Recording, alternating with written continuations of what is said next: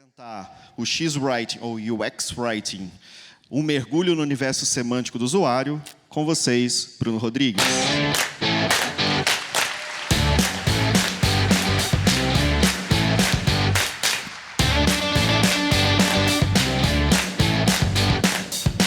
Oi, gente. Bom dia. Bom dia. Bom dia, né? Tudo bem? Eu vim falar sobre o X-Writing, o X-Writing, como a gente quiser falar. Porque, na verdade, eu estou falando de esse tal de UX-Writing. Eu gosto sempre de começar explicando o UX-Writing como a primeira coisa que você tem que fazer para conversar e entender sobre esse assunto é pegar o seu ego e pendurar atrás da porta. Gente, eu sou redator há mais de 30 anos. E o UX-Writing, ele, infelizmente, não pede seu talento de redação. Tanto é muito engraçado, as pessoas chegam... Bruno, eu amo escrever, eu sou jornalista há 30 anos, adoro texto. Então não trabalha com UX-Writing. Porque o UX-Writing não tem nada a ver com isso. O UX-Writing é muito mais UX do que Writing. Tá? É uma escolha de palavras e expressões para você incluir em produtos digitais como aplicativos, chatbots, assistentes de voz, interfaces educacionais, EAD, né? Então não é um lugar, gente, infelizmente, para redação criativa, para quem gosta de textos, é lugar para quem gosta de semântica.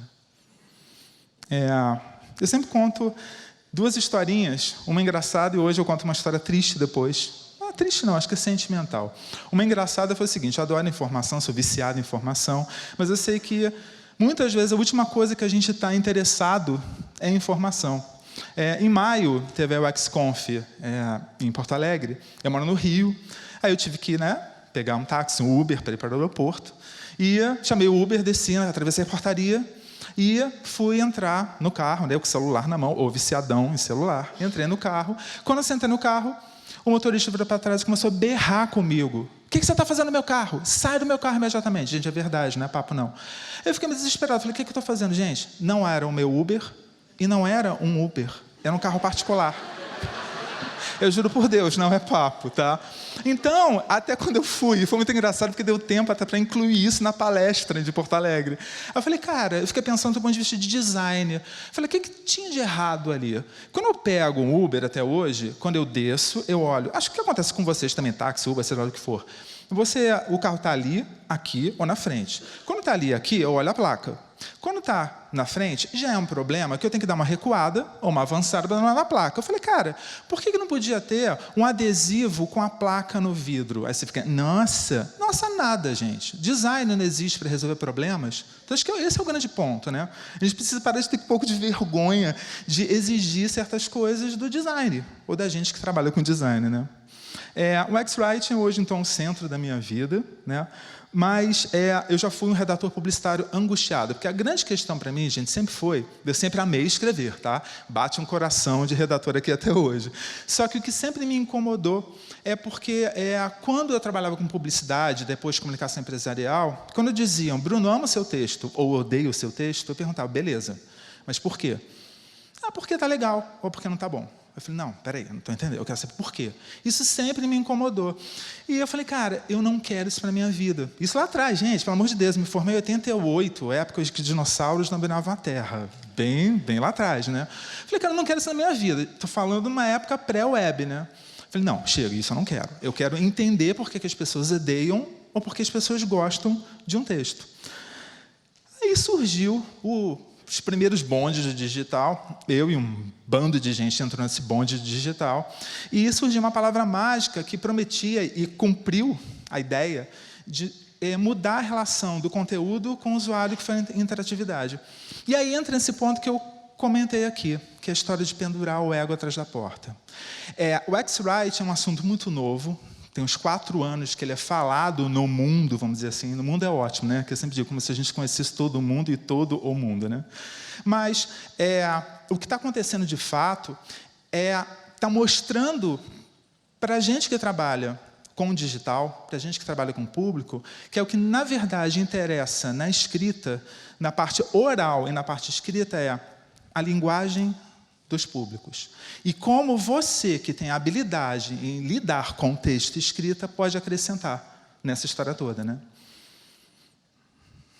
Nesse meio tempo, eu me casei com web writing, tive 3 filhos com web writing, são os meus 3 livros, né? Escrevi o Padrão Brasileiro de Redação para Web, que ninguém tem obrigação nenhuma de saber que existe, tá? Mas existe, é um padrão brasileiro. Depois dá uma olhada no Google. Material que me orgulho muito, uma relação imensa, mas também orgulho imenso, tá? Até o dia em que eu fui atropelado por uma coisa chamada ferocidade de consumo da informação, que até falando sobre palavras e expressões, pelo amor de Deus, uma palavra horrível, né? Ferocidade de consumo, ferocidade. O que é ferocidade de consumo da informação? De repente surgiu uma coisa chamada de smartphone, e a gente embarcou nesse consumo de conteúdo nessa interface que exige uma concentração imensa e que provoca uma dispersão monumental. Quando a gente pensa em conteúdo para interface móvel, a gente pensa em uma tremenda objetividade da informação e a gente pensa numa tremenda utilidade de conteúdo. E, galera, infelizmente, assim, eu vou falar sobre o meu livro daqui a pouco, né, que eu estou lançando, esse até que falar em 2019. Eu fiquei um mês é ótimo, quem dera, escrever um livro em um mês, né? Fiquei 1 ano e meio pesquisando, e uma das conclusões que eu cheguei é que, infelizmente, nosso amigo, o texto corrido, não tem mais espaço na interface móvel. E que, definitivamente, isso não tem nada a ver com a gente estar ficando mais inteligente ou mais burro. Nada a ver. Tá? É simplesmente porque a gente quer mais fontes e mais tempo para checar fontes e a plataformas de conteúdo, para consumir conteúdos, e isso acrescenta muito mais a nossa inteligência. O fato da gente estar querendo cada vez mais dados e informação, e não construção de conhecimento, não significa, não tem relação nenhuma com inteligência. Isso eu pesquisei bastante, se você for dar uma olhada geral. É o que eu brinco, que é papo de mesa de bar. Eu adoro mesa de bar, podem me chamar, tá? Mas é só para explicar que são aqueles clichês que a gente fala porque a gente se sente seguro, né? Na verdade, o X-Writing, muita gente até me manda e-mail, já fazia isso e não sabia. Faz isso não, fala isso não, pelo amor de Deus. Porque senão eu, por exemplo, tenho 52 anos, não estaria me dedicando, não teria dedicado o meu livro, que foi meu projeto de mestrado, a uma coisa que eu achasse que já fazia há muito tempo. Fala isso não, já fazia, não sabia. O X-Writing vem com uma pegada toda nova, que meu objetivo aqui é explicar para vocês o que é. Mas ele é um degrau numa escadaria de redação, que começou com copywriting, que é a boa e velha redação publicitária, e que é muito engraçado, durante os anos 90, início dos anos 2000, a área de pesquisa em copywriting, redação publicitária, ficou um pouco congelada para adaptação a essa era digital. E, de repente, nos últimos anos, deu uma acelerada. Quem é redator publicitário, gente, é uma área que está renascendo como pesquisa em novas técnicas, tá? O webwriting, que eu estudo há mais de 20 anos, que é aí sim o comportamento do texto como um elemento visual em telas, especialmente as grandes, desktop e notebook.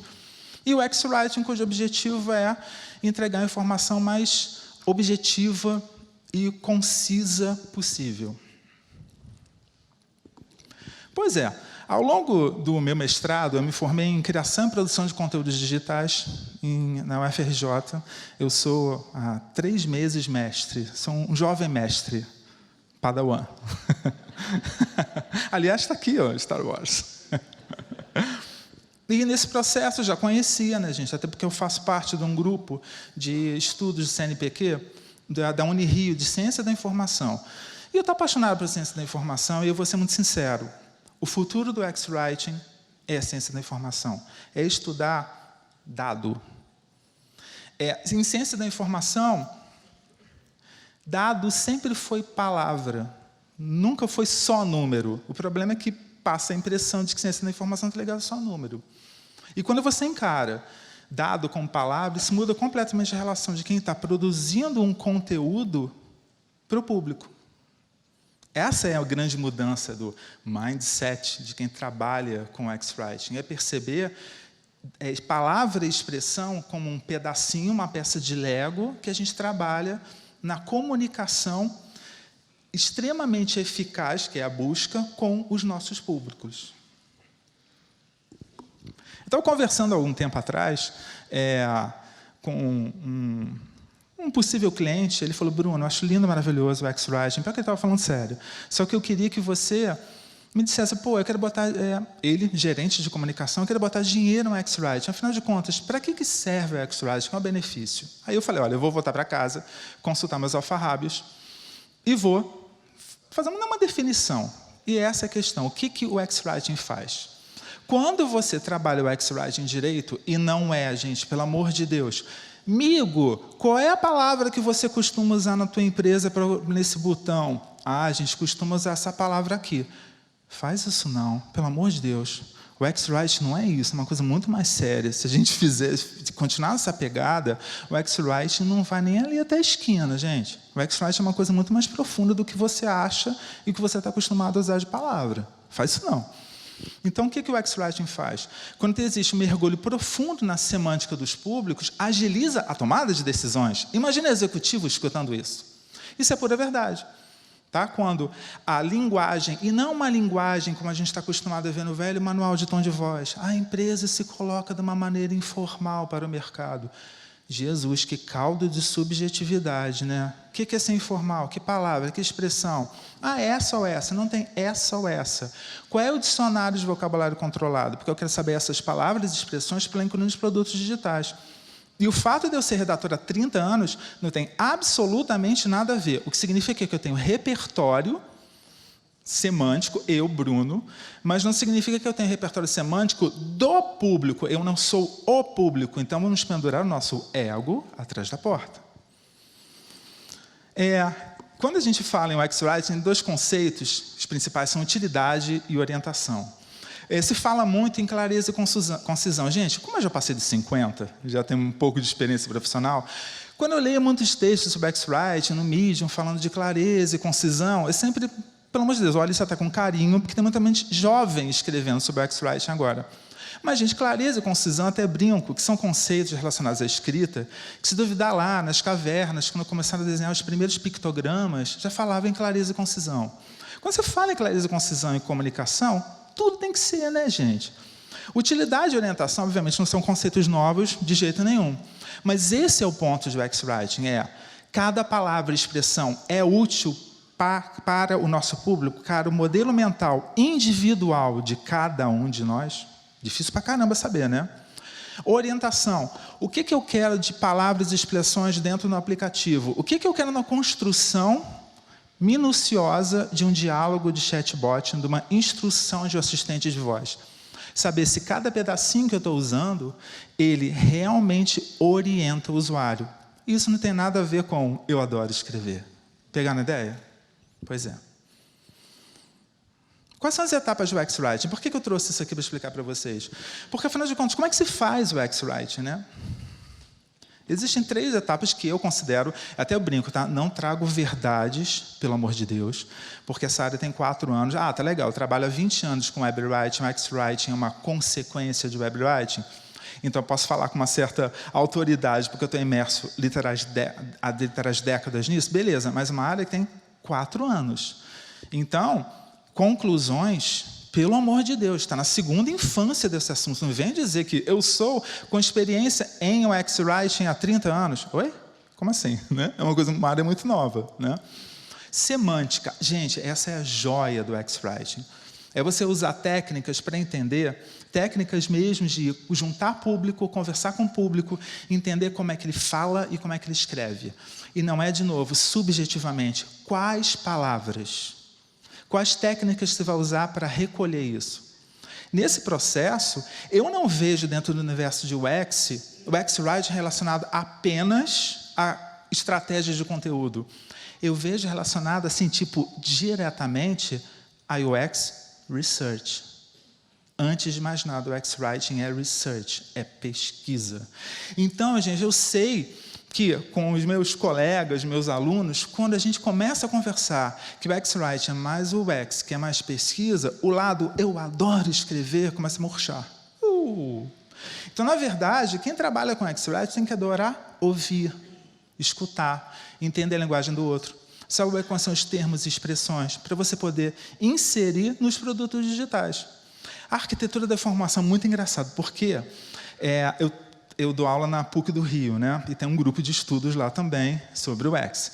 E aí eu estava vendo uma doutoranda fazer uma apresentação para o seu UX. Cara, o primeiro slide que ela lança assim é a arquitetura da informação, por que não é mais falada? Oi? E foi muita coincidência, porque quando ano passado eu comecei a dar aula de UX Writing, eu tinha levado um conteúdo sobre a arquitetura da informação. Aí tinham 24 pessoas na sala. Eu perguntei, olha só, gente, eu perguntei assim, naturalmente, né? Porque eu dou aula de arquitetura da informação ainda, mas assim, houve tipo, sei lá, um lapso de uns 3 anos em que eu, por acaso, não tinha dado curso de arquitetura. Quem já ouviu falar em arquitetura da informação, trabalha com arquitetura da informação? Aquele cri, cri, cri. Nenhuma alma levantou o dedo. Falei, gente, como assim? As pessoas que trabalham com UX não sabem o que é arquitetura da informação? Aí depois vocês sabem disso, por que isso acontece? Falta de tempo, eterna falta de tempo. Ou a arquitetura da informação se diluiu dentro de um UX, o que é perigoso. Você pega toda uma construção, quebra e espalha. Né? Então, a arquitetura da informação, quando você fala de UX Writing, gente, você está falando sobre a construção de diálogos para chatbots e Google Assistant da vida. É simplesmente um roteiro, uma arquitetura da informação, que também é outra coisa que vale comentar. Ah, eu sou roteirista, vou trabalhar com UX Writing. É claro que você nasceu para o UX Writing, especialmente nessa área, porque você lida com roteiro. Mas daí, achar, né, que você vai trabalhar branding através do UX Writing no chatbot, né, é muito engraçado. Um dos clientes que eu comecei a atender ano passado, no Rio, era de uma empresa que produz, né, botijões de gás. Cara, vamos ser sinceros, se você está precisando comprar um botijão de gás, usando o assistente de voz, você vai querer conversar com o botijinho, o personagem? Gente, vai para o inferno, você vai querer comprar um botijão de gás. Então, assim, de novo, você vai trabalhar com X-Writing, chatbot, beleza, adoro, vamos construir um personagem para conversar. Com quem vai comprar um botijão de gás? Sério? Entendeu? Então, o buraco é mais embaixo. E criação de diálogos, que é isso? Até no diálogo, gente, é um bando de pedacinhos de dados, sabe, dado, informação, conhecimento, inteligência. São esses pedacinhos, a gente precisa entender, recuperar a ideia do que é esse pedacinho. Né? E especialmente pendurar o ego atrás da porta. Dicionário de vocabulário controlado. Por que está colorido isso aí, gente? Porque, afinal de contas, esse é o caldeirão fervente, onde você vai jogar todas essas palavras e expressões, não que você sabe, que o público fala. E o que a gente vai querer saber? O público fala muita palavra andar. Gente, pelo amor de Deus, né? Não é isso. Dicionário de vocabulário controlado, eu brinco. Por exemplo, se numa empresa virar à noite trabalhando se chama de cão. Então, no dicionário de vocabulário controlado, você não vai colocar cão, que é animal de 4 patas, não é isso. Cão é virar à noite trabalhando. O dicionário de vocabulário controlado são as palavras e expressões peculiares usadas para aquele público e tem categorias de palavras positivas, como essa, e palavras negativas são aquelas que você jamais usará nos seus produtos digitais. Tá? Então, esse dicionário, você pode... é legal, eu tenho o Banco do Brasil, vou fazer um dicionário de vocabulário controlado para todo o público. Oi? Banco do Brasil lida com todo mundo. É possível fazer um dicionário de vocabulário para todo mundo? Impossível não é. Pontos de interseção e vários dicionários de vocabulário controlado. Mas a ideia é ter para cada um dos públicos. Dá trabalho, mas é uma delícia. Meu livro novo não sai esse mês.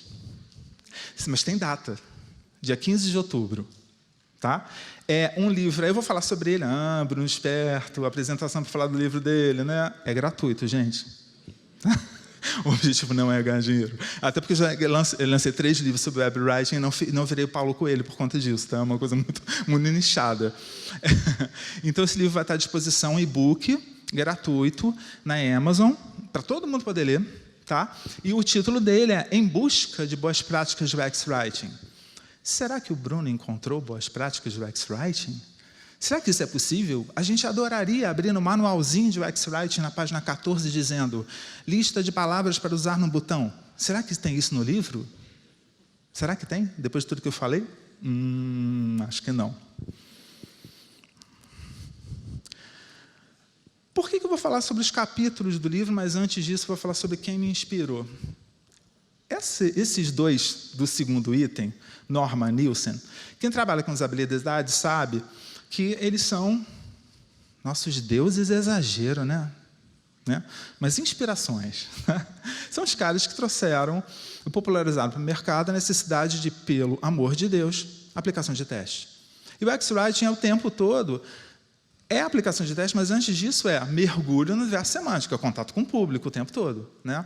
O primeiro, Noam Chomsky, eu, Bruno, conhecia de nome, mas não tinha a mínima ideia de que ele tinha alguma relação com linguística, total ignorância. A minha orientadora de mestrado, a professora Cristina Rego Monteiro, que falou, Bruno, Chomsky. Eu falei, por quê? Ela, como assim, Bruno, você não sabe? Eu, não, Cristina, não sei. Ela, não, porque ele tem um trabalho legal de linguística. Então, eu mergulhei no trabalho dele, o trabalho dele é maravilhoso. Quem quer trabalhar com X-Writing, sejam bem-vindos ao universo dele. Terceiro, Crawford Killian, que é um cara lá de web writing que é muito legal, que hoje em dia está sendo recuperado para a interface móvel, porque ele comprovou, e está sendo recuperado agora, e que a gente gosta de informações aos pedaços. Sabe por quê? Sabe por que funciona o X-Writing? Não é o texto corrido, como a gente já falou, é item. Então, o que antes era texto corrido, agora está virando item. A gente, de novo, com o nosso raciocínio. Meu Deus, a civilização está perdida. As pessoas não querem ler mais textos. Elas querem apenas itens. Por quê? Quem disse isso para você? Que consenso é esse? Quem falou isso? Um dos pontos de UX, a gente sabe, é pesquisar e comprovar. Então, a gente vai começar a pensar isso por quê? Eu, ao longo de 1 ano e meio, que eu mergulhei para produzir o livro, eu não consegui achar nenhuma relação de inteligência e formação educacional por conta de você ler itens ou ler textos corridos. Não tem nenhuma relação que eu tenha achado. De novo, não trago verdades, né?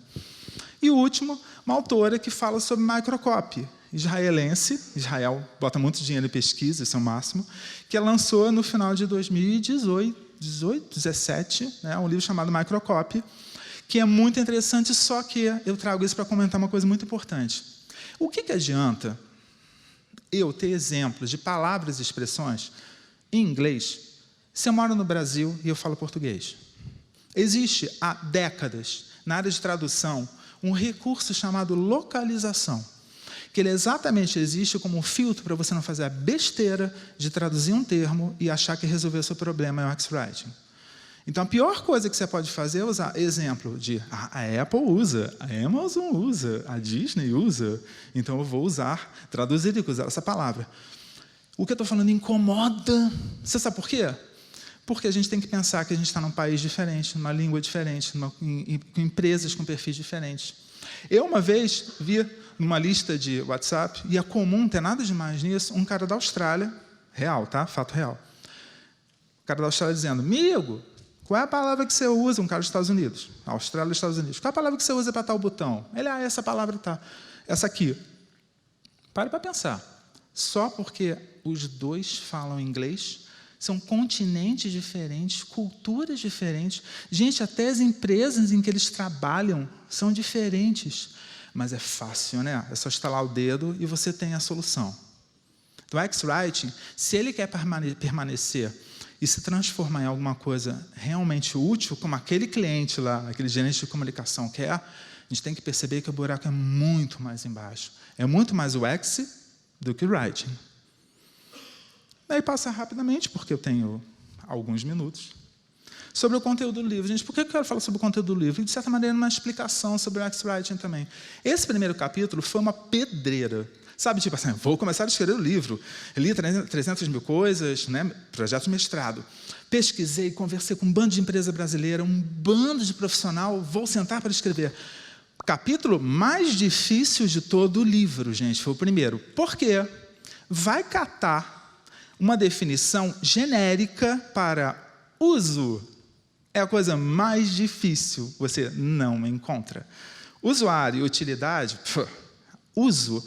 E foi muito legal eu ter dado de cara com isso logo no início, porque mudou completamente a minha visão. E sobre o que eu falo no livro, né, gente? Sobre, eu começo a desfazer, de novo, né, porque eu acho, é baseado em pesquisa, que papel nunca foi a interface perfeita, que o digital, ele é, como a gente sabe, uma lâmpada quando a gente está olhando para uma tela. Isso é o fim do mundo. E que qualquer coisa que é gráfica, interface digital, transforma qualquer elemento textual em primo pobre. Então, é uma luta para o elemento textual chamar a atenção.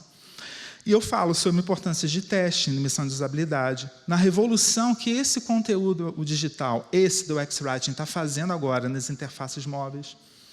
Falo sobre como é a leitura em tela, o raciocínio de itens, raciocínio de pedacinhos, né, que tantas pesquisas estão sendo feitas agora, que estão começando a sair, que comprovam que a gente não lê mais os textos até o fim. E a gente sabe disso. Não é? Isso é um problema. E se é assim, o que vem após os textos, pior ainda, né? A gente não percebe. Significa que a gente está ficando burro, superficial? Absolutamente nada a ver. Pelo menos foi o que eu pesquisei e descobri. Aí eu criei uma... É ótimo, quando eu falo assim, porque eu criei uma teoria, me sinto Einstein, né? Assim, quem já fez mestrado sabe, você tem que ter uma linha de uma teoria sua, uma coisa original, você vai comprovando ao longo do caminho. E eu criei, 1000 aspas aí, né? Uma teoria que eu chamo de teia de conteúdo. Essa haste aqui, vertical, é dos sistemas de informação que, ao longo de 2 décadas, foram criados, de sites e portais, que é uma maravilha, com a permanência de conteúdo, acúmulo de conteúdo, para a gente poder pesquisar, cruzar a informação e criar conhecimento. Maravilha, chegou e ficou, né, por aí. Essa parte superficial, horizontal, é a das interfaces móveis, em que você está no meio da rua com cachorro latindo, você com medo do seu celular ser roubado, né? Porque a gente mora no Brasil, a gente não mora na Bélgica, é sempre bom lembrar disso, né? Existem questões de usabilidade que vão além da usabilidade. E você quer informação extremamente útil. Essa parte horizontal é a parte em que a gente passa querendo recolher dados e informações. Não é uma área em que a gente está muito interessado em criar conhecimento. Poder? Claro que pode, mas não é isso que a gente busca. Tá?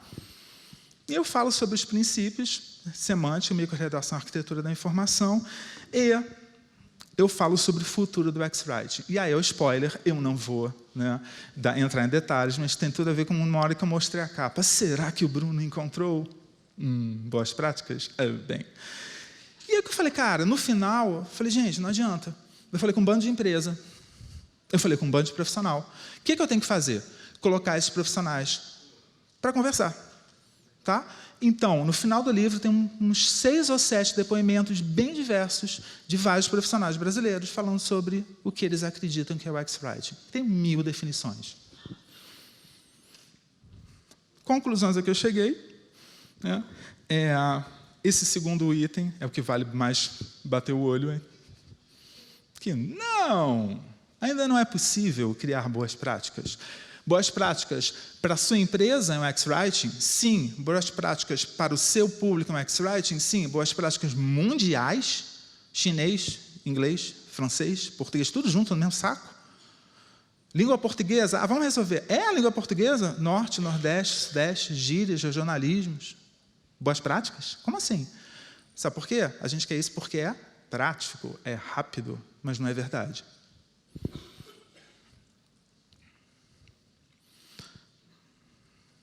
E, para fechar, o futuro, como eu vejo. Primeiro, linguística. Linguística é o caminho para o UX-Writing, não só para quem quer trabalhar com UX-Writing. Quem é linguista, claro que tem uma vantagem imensa. Quem trabalha com biblioteconomia, gente, arquitetura da informação, um dos grandes produtos de biblioteconomia. Quem trabalha nessa área tem uma vantagem imensa dentro de UX-Writing. É a ciência da informação, e mais uma vez repito aqui, eu me entrego, me jogo de corpo e alma, me ofereço em sacrifício à área de UX Research. Tá? Amo a área de UX Research, cada vez me aproximo mais, porque eu acho que eu vejo que o futuro do UX Writing é por aí. E visualização de dados, pois é. Eu sempre comento de um livro, gente, que é uma pedra preciosa brasileira em visualização de dados, que é um livro chamado Visualização de Dados, Conhecimento e Inteligência, da Federal de Santa Catarina. É uma pérola de livro, que ensina a gente a pensar informação aos pedaços. Mas visualização, o que tem a ver com UX-Writing? Tudo a ver. Pensar pedacinho.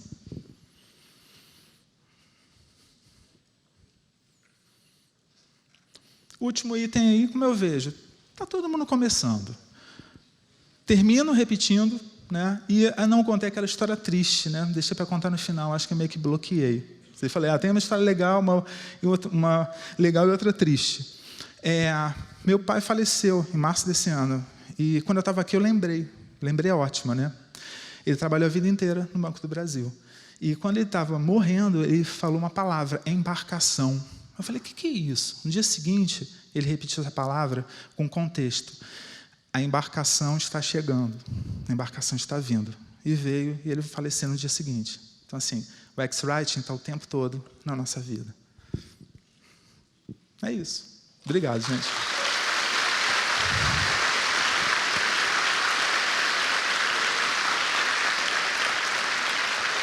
Eu fico, né? Eu fico. Tem as perguntas. 10 minutos de perguntas, correto? Exatamente. Já está indo embora, Só. vocês viram. Antes de mais O nada, teleguiado. foi sensacional, tá? Obrigado. Emocionado Espero que vocês tenham ali. gostado. Exatamente. A gente assistiu ali no cantinho, né, Lima? Foi ali, Lindo. avidamente assistido ali, né? É bem legal mesmo. Parabéns. Agora vamos para a sessão de perguntas, galera. Aqui. Quem Pergunta, tem? gente? Isso, vamos lá? Pode perguntar da vida pessoal também, não pode? Pode, Você da vida pessoal, Fica à sim. vontade também. Ó, tem um ali, por favor. Ali, pergunta. O microfone está chegando aí. Está chegando aí. Oi, Bruno. Oi, quem Eu, está... Kelly. sim, Tudo sim. bem? Tudo bem? Tudo jóia. Seguinte, alguns colegas e eu que sou de research, né, trabalho especificamente com pesquisa, eu queria saber assim, para chatbot, quais técnicas de pesquisa vocês têm utilizado que pode dar um norte para a gente aí? Tá, olha só. Tá tudo na mesma raiz. Por exemplo, eu estou começando a trabalhar agora com um cliente que de realidade aumentada. Primo irmão, vamos dizer assim, né? É a mesma raiz de mergulho em semântica. Gente, não existem tantos recursos, tantas ferramentas de UX Writing assim. Talvez não existam. É entender objetivamente como o público fala e escreve. Não tem muito segredo, tá? É através de entrevistas? Sim. Aliás, eu queria comentar de um livro. Você sabia no livro que vai ser lançado, chamado UX Research com Sotaque Brasileiro? Sim. Eu fui convidado para escrever o prefácio desse livro. E assim, é tipo o caçula da família, né, a ser chamado para fazer a introdução do livro. Mais alguém? Achei incrível. Ali. Aqui. Quem, meu Deus? Bruna. Bom Ai, dia, Jesus. Bruno. Cadê Tudo você? bom? Tá aqui. ali. É que eu tenho muita coisa na mão. Bom Tudo bem? dia. Eu Bom queria dia. te perguntar, quando você falou sobre a questão de não haver práticas mundiais, né, de UX Writing, você acredita que um profissional formado em, fala assim, brasileiro, né, mesmo que estude bem inglês ou outras línguas, ele poderia trabalhar com UX Writing para entrega do exterior, por exemplo? Você acha que assim, as técnicas de pesquisa que você dá, lembre-se, eu não tenho as mesmas práticas, mas eu tenho técnicas que eu poderia chegar lá. Sim, tá? gente, qual é o problema? Sabe aquela história de quando a gente coloca no currículo inglês fluente? E que, na verdade, se você for trabalhar numa empresa que você fala todo dia com gente do exterior, você acaba adquirindo um repertório real daquela língua. Se você tem esse mergulho, esse background, desse entendimento cultural da língua, você acaba construindo uma espécie de localização. Aí sim, é possível. Legal. O pessoal que for fazer pergunta, só se identifica, por favor, fala de onde legal. é. Tem ali também, Tá. ó. Peraí. Do lado de cá? Bruno, Tudo bem? Joia. Esse aqui vai primeiro, depois vai vocês ali. Eu trabalho na diretoria jurídica. Eu queria saber, assim, breves palavras assim para tentar fazer uma conexão do X-Writing com o direito. Aonde que isso aí poderia ter uma aplicabilidade? Se é muito distante? Enfim, é isso. Eu atendo muito a área jurídica. E é uma área muito delicada. Porque a gente sabe, isso é de conhecimento geral, qualquer questão jurídica, você precisa saber exatamente a palavra que você vai escolher, a expressão que você vai escolher. E, gente, não é só o perigo do estar cometendo algum deslize.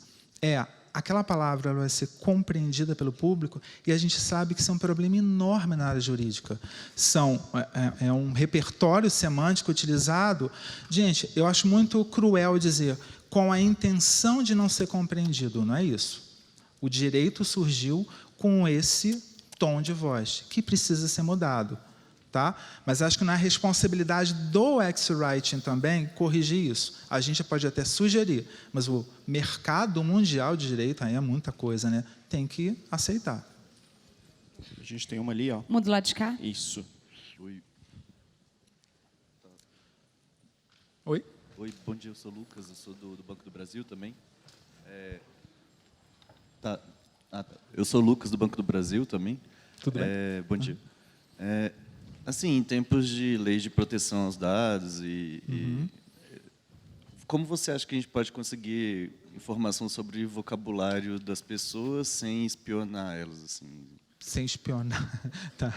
Não, tá certo. Você tem alguma ideia, assim, de onde... Isso é muito interessante, olha só. O que acontece? As técnicas de mergulho na semântica são técnicas que o público sabe que ele está sendo observado, ouvido. Porque quando a gente fala em pesquisa, a gente mistura com pesquisa, confunde, com pesquisa de opinião. Então, você não vai fazer uma pesquisa de opinião com o pesquisador deixando claro para o pesquisado qual é o objetivo dele. Aí não adianta, né? Determinadas técnicas. Ao mergulho na semântica, eu posso conversar com você dizendo, olha só, fala, escreve, porque eu quero construir um dicionário, e aí, eu já apliquei muito, né? Isso não me impede em nada. Não existe uma retração, né? Um raciocínio, vamos dizer assim, de espionagem. A pessoa sabe que está sendo ouvida e quer ser ouvida. Gente, quando você chega para o público e fala, olha só, esse dicionário é para eu me comunicar melhor com vocês, a gente, como usuário, quer, né? Legal. Aqui. Ali, depois de cá. Aqui à Vamos esquerda. lá. Aqui, Bruno. Bruno, meu nome é Luana. Eu trabalho no Ministério da Economia, na Secretaria de Governo Digital, e a gente criou recentemente lá na estrutura um departamento de experiência do usuário. Oh, show, parabéns. E a minha equipe especificamente conduz pesquisa com o usuário. A gente vem fazendo research para vários serviços do governo que vêm sendo transformados digitalmente. E a gente percebe que a questão da linguagem, da comunicação, ainda é uma dificuldade muito grande dos serviços do governo. Eu queria saber se você viu alguma coisa sobre isso, chegou a analisar práticas ou tendências vinculadas à UX para governo, para atender o público mais diverso possível, por exemplo, que a gente tem no Brasil. Gente, dia 15 de outubro eu lanço meu livro, mas eu já estou começando a pesquisar, pensando no que eu vou fazer depois. Como eu tenho um histórico grande de área pública, de 60 e tantas empresas, gente, com certeza, mas quase 40 na área pública, e eu fiz a cartilha de redação web para o Ministério do Planejamento e Gov, a minha área de pesquisa agora é justamente essa. Mas de consistente, eu ainda não tenho nada para dizer. Mas eu estou começando a pesquisar, tá? Em breve, notícias. Tá, valeu. Temos uma aqui agora. Ô Bruno, bom dia. Tudo bem? Cara, excelente palestra. Meu nome é César Caseiro, eu trabalho no Banco Brasil, na Diretoria de Soluções Empresariais. Vou fazer uma pergunta bem tranquila. E voz?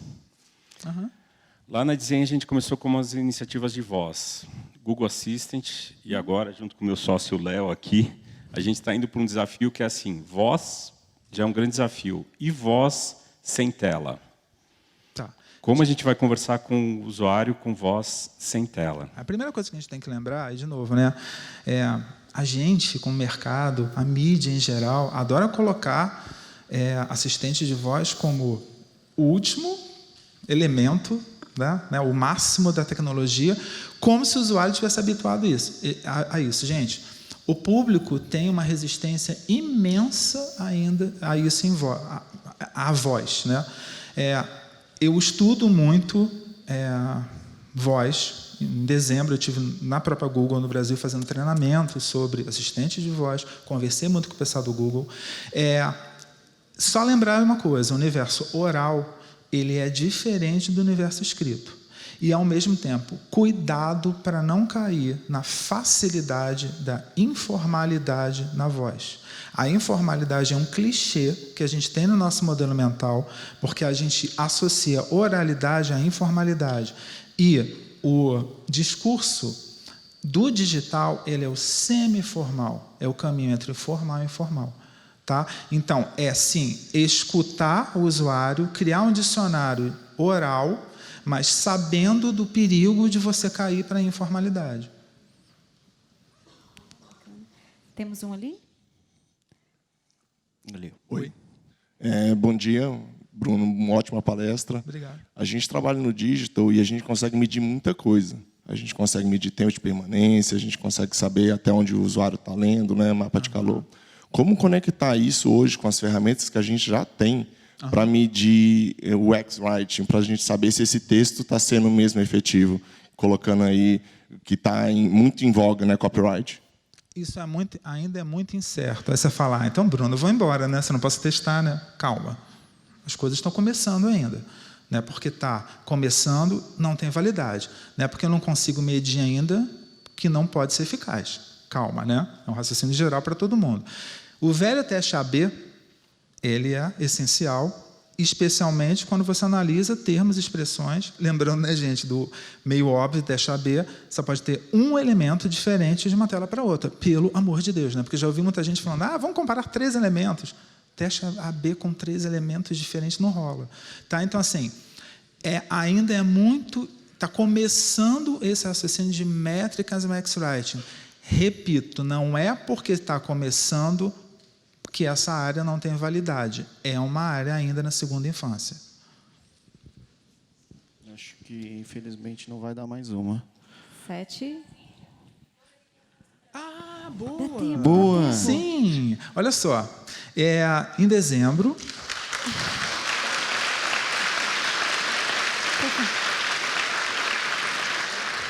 A gente deixa as Em dezembro, informações para ele. claro. Pode terminar. Em dezembro eu dou um curso de X-Writing na Como é que tá lá, tá? Que é um lugar de inovação aqui em Brasília. É isso. Pô, 3 segundos só mais. Valeu. Obrigado, Quero gente. agradecer ao Bruno. Bruno, muito obrigado. Viu? Eu que agradeço, cara. Valeu. Cara, de verdade. Parabéns. Gente, obrigado mesmo, tá? Valeu, Obrigada, gente. Bruno.